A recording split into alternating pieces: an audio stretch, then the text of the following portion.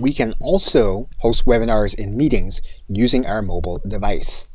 And so to do that, what you'll need to do is to go over to your App Store, whether you use an Apple device or whether you use an Android device. You'll want to then search for Zoom, and then what you're going to do is to download the app onto your mobile device. You'll then open Zoom on your mobile device. What you'll then do is to sign in with your Zoom account.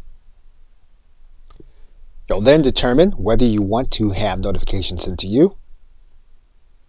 And then you'll determine whether you want to have Zoom access your calendar.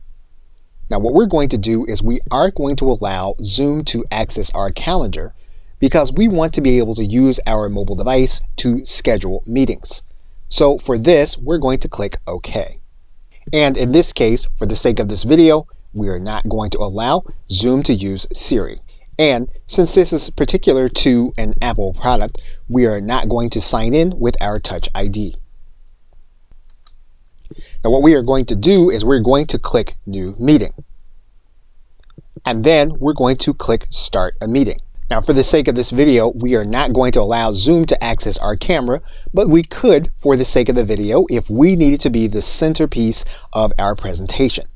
So for now, we're going to click Don't Allow. You'll then need to give Zoom access to your mic. Now you do have some choices. You can invite your mobile contacts to join you on the meeting. And by using the right side menu, we can choose to send this recording to the cloud. We can then choose the content that we are going to be sharing. Now when we are using our mobile device, we can choose to share our screen or any of the applications available on our device. We can then choose the device that will be doing our screen recording. Once we make that choice, we can then click Start Broadcast. And then our content will be sharing. And we will be conducting our webinar using our mobile device. Once we completed this content, what we'll do is we'll come to this menu, and then we'll click the End button. We'll then choose to leave the meeting or end the meeting. We're going to choose to end the meeting. And our meeting will be complete.